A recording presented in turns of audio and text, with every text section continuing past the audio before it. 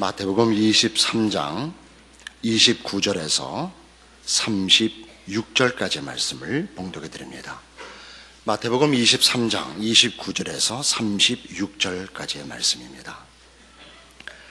화 있을진저 외식하는 서기관들과 바리새인들이여, 너희는 선지자들의 무덤을 쌓고 의인들의 비석을 꾸미며 가로되, 만일 우리가 조상 때에 있었더라면 우리는 저희가 선지자의 피를 흘리는데 참여하지 아니하였으리라 하니, 그러면 너희가 선지자를 죽인 자의 자손됨을 스스로 증거함이로다.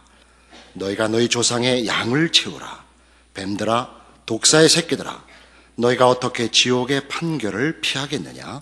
그러므로 내가 너희에게 선지자들과 지혜 있는 자들과 서기관들을 보내매, 너희가 그 중에서 더러는 죽이고 십자가에 못 박고, 그 중에는 더러는 너희 회당에서 채찍질하고 이 동네에서 저 동네로 구박하리라.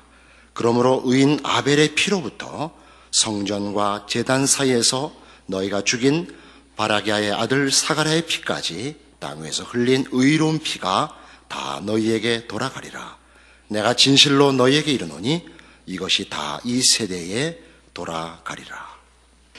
자, 오늘 말씀을 생각해 봅시다. 29절에 화 있을진저 외식하는 서기관들과 바리새인들이여, 너희는 선지자들의 무덤을 쌓고 의인들의 비석을 꾸미며 가로되, 만일 우리가 조상 때 있었다면 우리는 저희가 선지자의 피를 흘리는데 참여하지 아니하였으리라. 이렇게 주장하고 있다는 것입니다. 이것을 예수님이 꾸짖고 있습니다. 왜 꾸짖느냐 하면, 이 예수님 당시에 이 이스라엘의 종교 지도자들이 자신들의 정당함 혹은 자신들의 옳음을 보이기 위하여 어떤 근거를 제시하고 있느냐 하면, 자기네들은 자기네 선조들이 저질렀던 실수들, 하나님의 종들을 핍박하고 죽이고 하는 일에 자기네라면 절대 참여하지 않았을 거라. 자기네는 선지자들을 죽이는 그런 우를 범치 아니하였으리라. 그렇게 자기네들은 다르다라고 그 근거를 제시하고 있습니다. 예수님의 지적은 이겁니다. 선지자들을 죽였느냐 안 죽였느냐가 문제가 아니라, 그 선지자가 하나님의 종인 것을 인정하고 죽인 것이 잘못이라고 안다면 그 선지자들을 통하여 하나님이 주신 말씀을 듣고 말씀을 따라 회심해야 됐을 것 아니냐, 이겁니다. 이해가 되시겠죠? 그걸 왜 지적할 수 있느냐? 너희가 하나님의 뜻을 제대로 이해하고 그 뜻에 순종하고 있다면 어떻게 하나님이 보낸 그 아들 나를 반대할 수 있느냐, 이 얘기입니다. 나를 반대하면서, 예수 자신을 반대하면서 저들은 하나님의 올바른 백성이라는 주장이 가당하냐 하는 지적입니다. 그런데 저들은 저들의 신자된 정당함을 뭘로 확인했다고요? 다른 사람과 확인했단 말입니다. 다른 사람의 실수와 비교하여 나는 그런 실수, 그런 잘못, 그런 어리석음을 저지르지 않았다고 본인을 확인하는 이런 식의 근거를 가지지 말고, 하나님의 말씀과 요구를 근거한 기준으로 자신을 확인해봐라. 이것이 예수님의 지적입니다. 우리는 바로 이런 식, 다른 사람과 자신을 비교함으로 상대적으로 자신이 옳다고 증거하는, 확인하는 이런 식의 인간적 자기의를 확인하는 데 훨씬 익숙합니다. 기독교 신앙의 어려운 점은 다른 사람과의 비교된 확인이 아니라 하나님과 하나님의 말씀으로 근거한 자기 확인이어야 됩니다. 로마서 9장에 가보십시다. 신약성경 253페이지, 로마서 9장 30절입니다. 그런즉 우리가 무슨 말하리요? 의를 쫓지 아니한 이방인들이 의를 얻었으니 곧 믿음에서 난 의요. 의의 법을 쫓아간 이스라엘은 법에 이르지 못하였으니 어찌 그러하냐? 이는 저희가 믿음에 의지하지 않고 행위에 의지함이라. 자, 유대인들의 잘못이 뭐냐라고 지적을 할 때 이방인들과 비교하고 있습니다. 이방인들은 어떻게 의에 이르렀느냐? 믿음에 근거한 탓이다, 이겁니다. 믿음에 근거한 탓이라는 게 뭐죠? 이방인들이 믿어서 구원을 얻었다 이렇게 간단한 얘기가 아니라 하나님이 이방을 구원할 때 하나님의 법칙, 은혜의 법칙을 근거하여 저들을 의롭다 함으로 구원이 이방에까지 허락되었습니다. 그렇죠? 하나님이 그리스도 예수 안에서 하신 구원의 역사요, 믿음의 법이요 은혜의 법입니다. 하나님이 그렇게 하기로 기뻐하사 이방이 의롭다 함을 얻었습니다. 하나님이 그 근거요 기준입니다. 그럼 유대인들은 뭘 실수했느냐? 저희는 행위에 의지했습니다. 행위란 믿음의 법과 대조되는 원리를 말하는 것입니다. 믿음의 법이 자기 안에 근거가 없는 은혜의 법칙을 설명하는 것이라면, 행위의 법칙은 자기 안에 근거를 가지고 자기가 만들어낸 결과를 자랑하는 법칙이라 그랬습니다. 그러니까 이방인이 의로워진 것은 하나님이 그렇게 하시기로 한 탓입니다. 이것이 믿음의 법이요, 그래서 저희가 의에 이르렀습니다. 이스라엘이 의에 이르지 못한 탓은 그들이 하나님의 법칙에 근거하지 않고 자신의 법에 근거하고 있기 때문이요, 하나님의 법칙을 도입할 꿈을 꾸지 않고 있습니다. 저들의 자랑은 오늘 우리가 본문에서 보는 바와 같이 우리 선조들은 하나님의 종들을 핍박하고 죽이는 자리까지 이르렀지만 나는 안 했습니다 라는 사람과 사람을 비교한 비교 우위를 확인하는 것에 불과한 것입니다. 하나님의 말씀과 하나님이 요구하시는 것들로 근거 삼은 것들이 아니다 이겁니다. 이게 바로 오늘날 우리의 커다란 시험이거나 오해의 가장 빈번한 장소입니다.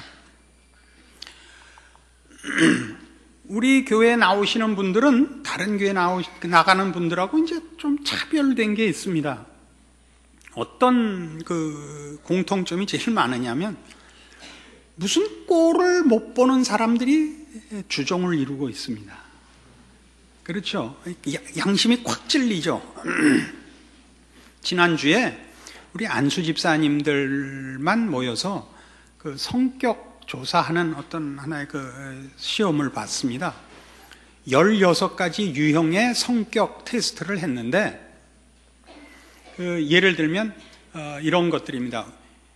외향적이냐, 내성적이냐, 낙천적이냐, 심판적이냐, 이런 것들이었습니다. 근데 안수 집사님들의 그 성격 조사를 한 걸 우리 교인 전부가 그렇다라고 말할 순 없지만 또 그렇다고 아닌 것도 아닐 것입니다. 왜냐하면 전체를 대표하는 성향일 가능성이 많습니다. 그 대종을 이룬 성격 구조는 뭐였냐면 내성적이고 철저하며 성실하다는 것이 주종을 이루었습니다.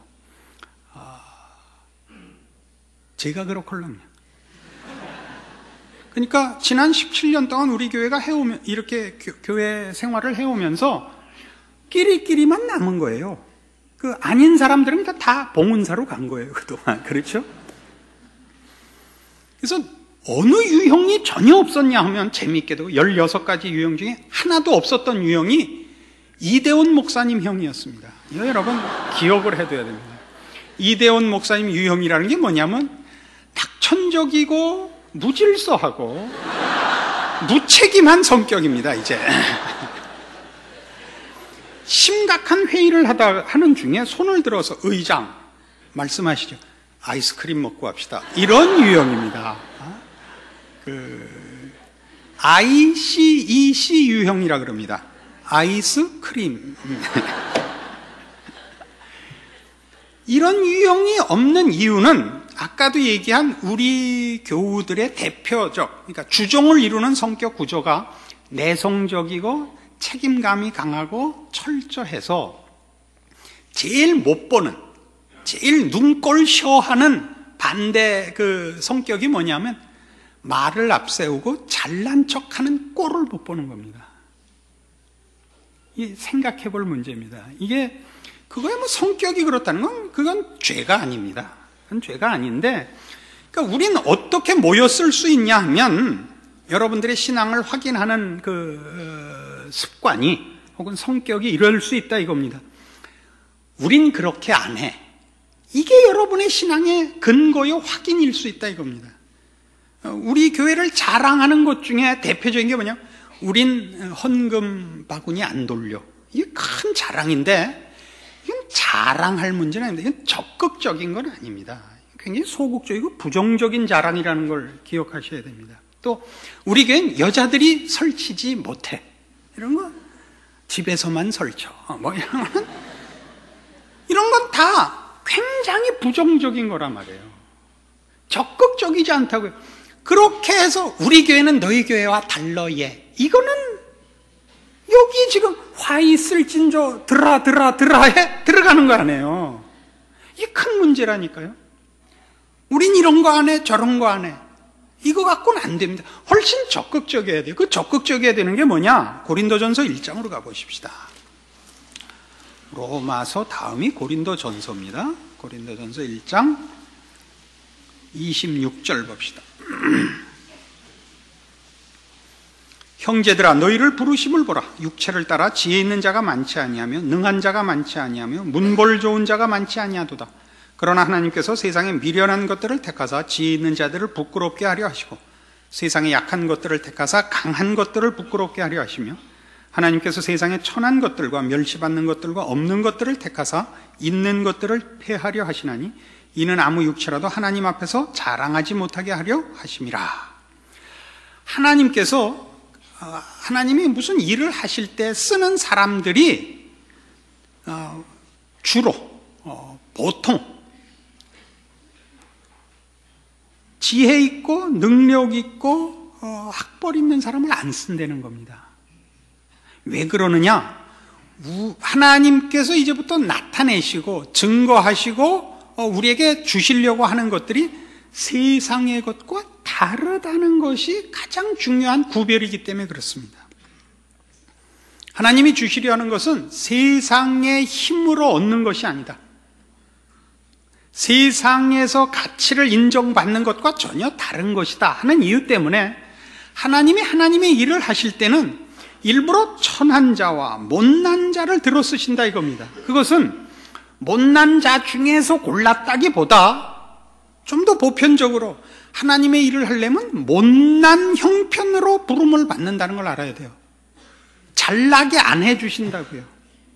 우린 예수 믿는 것이 끊임없이 잘나서 승리해서 뛰어나서 하나님께 영광이 되고 쓰임을 받을 거라고 기대하는데 그건 그렇지 않습니다. 그건 보편적인 하나님의 방법이 아니십니다. 특별한 경우에만 그렇게 하시지 일반적인 하나님의 일하시는 방법은 일부러라도 하나님이 쓰시려면 그를 세상적인 능력이나 가치에서는 열등하게 해놓고야 쓰신다는 겁니다. 왜 그렇다고요?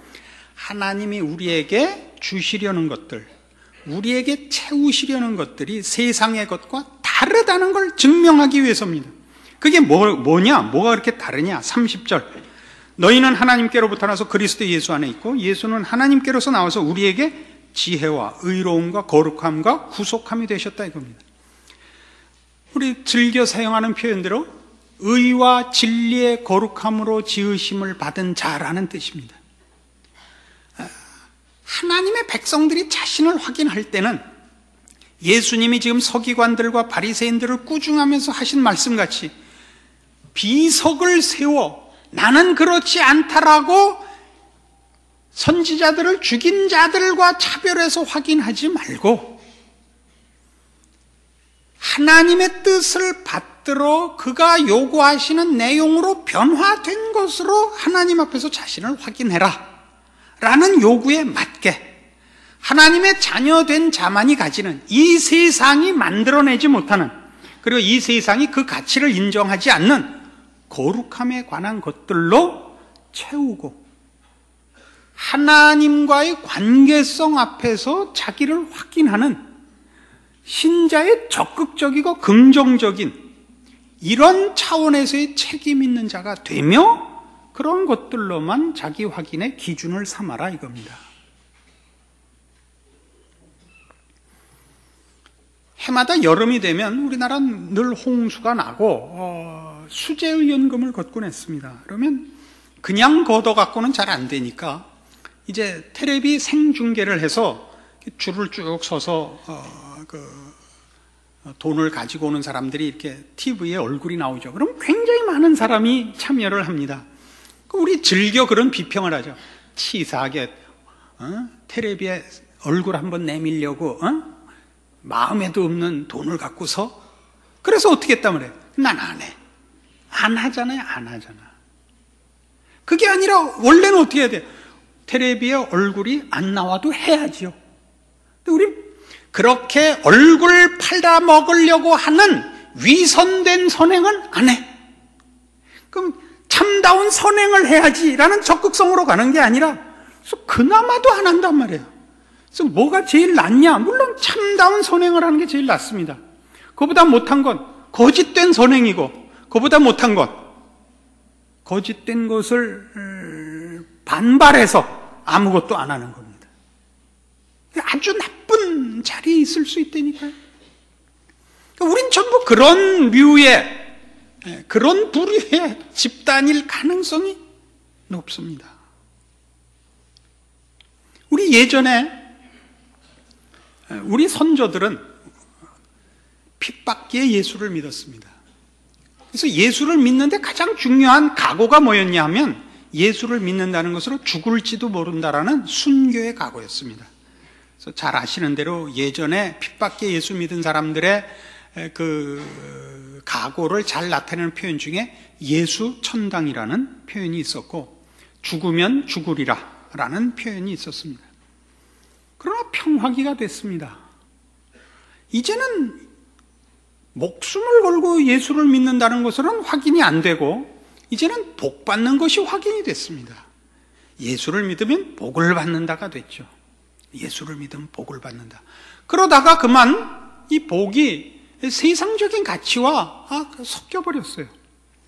그래서 교회 안에 세속적인 가치들과 욕심들이 이렇게 혼합이 되자 좀 더 정당한 신앙을 요구하는 이들이 이 기복신앙, 신비주의, 광신주의들을 몰아내려는 진정한 신앙을 가지려는 움직임들을 가지게 됐습니다. 저를 부르는 집단에서는 요구를 꼭 대부분 이렇게 하곤 했어요. 부흥사식으로 하지 마시고 성경만 강해해 주십시오. 이런 요구들을 했어요. 그러면 그렇게 한 것은 사람의 소리를 다 제하여 버리고 하나님의 말씀만으로 제대로 가르쳐 주셔서 우리를 하나님 앞에 정당한 신자로 세워주십시오라는 뜻이었을 것입니다. 그러나 그 확인은 나가서 야 너희는 춤추고 날뛰었지 우린 그렇게 안 해.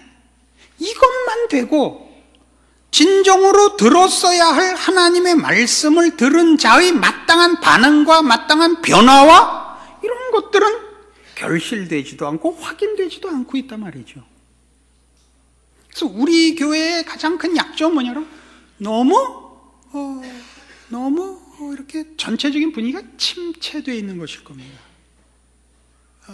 아까도 얘기한 것 같이 우린 좀 성격상 구조가 그래서 날뛰는 꼴을 못 보니까 서로 조심을 물론 하겠습니다만 그것이 적극성과 긍정적인 신앙 행위를 방해하는 것이란 건 신앙에 관한 문제입니다. 성격에 관한 문제가 아니라. 그게 지금 우리들의 싸움들입니다. 고린도후서 4장에 가시면요. 지금 얘기한 이런 내용들을 이렇게 성경이 가르치고 있습니다. 고린도후서 4장 7절 말씀부터 보죠. 우리가 이 보배를 질그릇에 가졌으니 이는 능력의 심히 큰 것이 하나님께 있고 우리에게 있지 아니함을 알게 하려 함이라. 우리가 사방으로 우겨싸움을 당하여도 쌓이지 아니하며 답답한 일을 당하여도 낙심하지 아니하며 핍박을 받아도 버린 바 되지 아니하며 거꾸로 뜨림을 당하여도 망하지 아니하고 우리가 항상 예수 죽인 것을 몸에 짊어짐을 예수의 생명도 우리 몸에 나타나게 하려 함이라. 예수 죽인 것을 몸에 짊어진다는 건 예수의 죽음을 몸에 짊어지고 있다는 뜻입니다. 예수 그리스도의 죽음은 죄로부터의 죽음입니다. 죄에 대한 죽음입니다. 죄와의 관계를 끊는 죽음이죠. 그것이 없으면 예수의 생명이 나타나질 않습니다. 근데 다른 사람들이 가증하고 교활하고 거짓되게, 오늘 우리 본문식에 하면 이 외식하지 마라 이거죠. 화 있을진저 너희 외식하는 서기관들과 바리새인들이여, 거치장하는, 사기치는, 겉만 꾸미는. 그래서 저들은 뭐 스스로 그걸 목표로 하고 있다 칩시다. 그렇게 해서 사람 앞에 대접을 받기 위하여 신앙적인 모든 걸 거치장으로만 꾸미고 내용은 그렇지 않다고 합시다.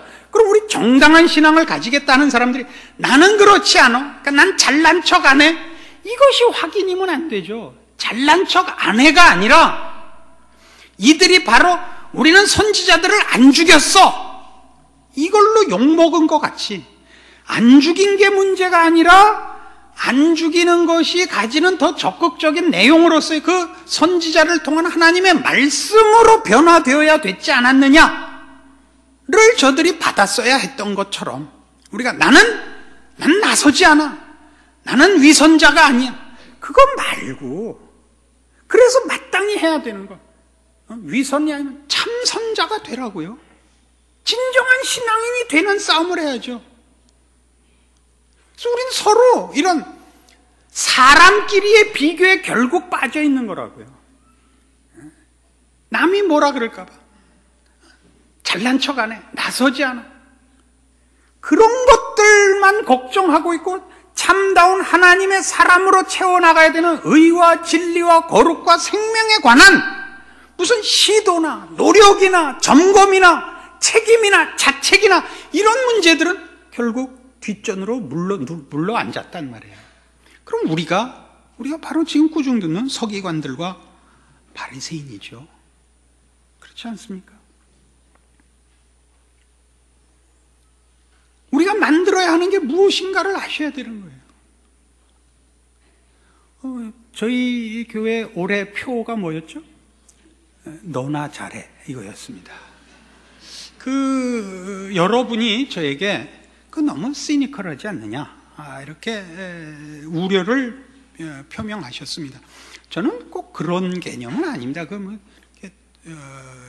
비웃는 조소적인 개념이 아니고, 신앙이란 건 말이죠, 분위기 문제가 아니고 단체 문제가 아니다, 그런 뜻입니다. 이 나라가 어떻다, 내가 속한 사회가 어떻다 하는 것은 하나도 핑계거리가 안 됩니다. 그걸로 여러분의 신앙의 무책임함이 핑계가 되지 않고, 또 그것으로 덕을 보는 것도 아닙니다. 신앙은 언제나 하나님 앞에서 개인의 책임입니다. 그 얘기를 하고 싶어서 그렇습니다. 이 사회가 이렇고 교회가 이렇고 한 것이 여러분에게 쟤는 이랬대요, 난 안 이래요, 이렇게 갈까봐 하는 얘기입니다.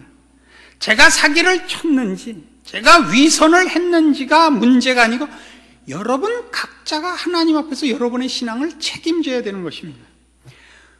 우리 기독교 신앙이라는 것은 국가가 대신해 주거나 부모가 대신해 주는 것이 아니고 각자가 책임져야 되는 것이라서, 부모의 신앙이 자식을 구원하지 않고, 그렇죠? 국가의 정당함이 개인의 신앙을 대신하지 않습니다. 오히려 우리 개인의 신앙이 국가를 보존합니다. 의인 10명이 있어야 이 나라가 사는 겁니다. 이것이 우리가 가지는 신앙관 아닙니까? 그런 차원에서 너나 잘합니다.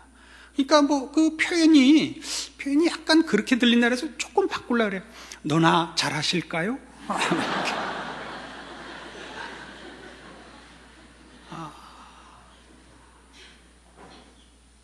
네가 잘하면 얼마나 좋을까? 이런 적당한 시적 표현이 생각이 얼른 안 나는데, 그 의미는 그렇게 냉소적인 것이 아닙니다. 기독교 신앙의 진수를 꿰뚫은 촌철살인적 불후의 명구라고 본인은 믿고 있습니다. 아니면 말고. 그래서 우리 모두가 바로 오늘 이 예수님의 지적 앞에 서야 됩니다. 여러분의 신앙을 누구와 비교하지 마십시오. 아무 의미가 없습니다. 잘못한 자를 끌고 다니지 마십시오. 우리 아들놈은 늘 그랬어요. 너 엄마 이게 뭐냐? 아빠, 내 밑에 6명이나 있잖아. 예? 공부 못하는 놈들은 밤낮 자기보다 못하는 놈을 제시하죠. 예? 언제나 그렇게 얘기해요. 이건 못난 짓입니다. 그렇게 확인하는 것이 아니라 우리는 절대 평가를 해야 되는 책임이 있습니다. 하나님 앞에 서 있는 것입니다. 여러분의 신앙이 하나님 앞에서 각자가 그 받은 바 말씀과 예수 그리스도의 십자가로 시작된 신앙인의 마땅한 내용에 어느 누구도 개입할 수 없고 도와줄 수 없고 누구로 핑계 삼을 수 없는 개인적인 책임을 지고 있는 입장이라는 것을 기억하셔서 오늘 이 꾸중이 여러분 평생에 잊혀지지 않는 꾸중이 되어 세상 앞이나 다른 사람 앞에 여러분이 서 있지 않고 하나님 앞에 서 있는 것을 인식하는 귀한 말씀이 되고, 그래서 다시 하나님 앞에 설 때 부끄럽지 않은 자로 준비되기를 바랍니다. 기도하십시다.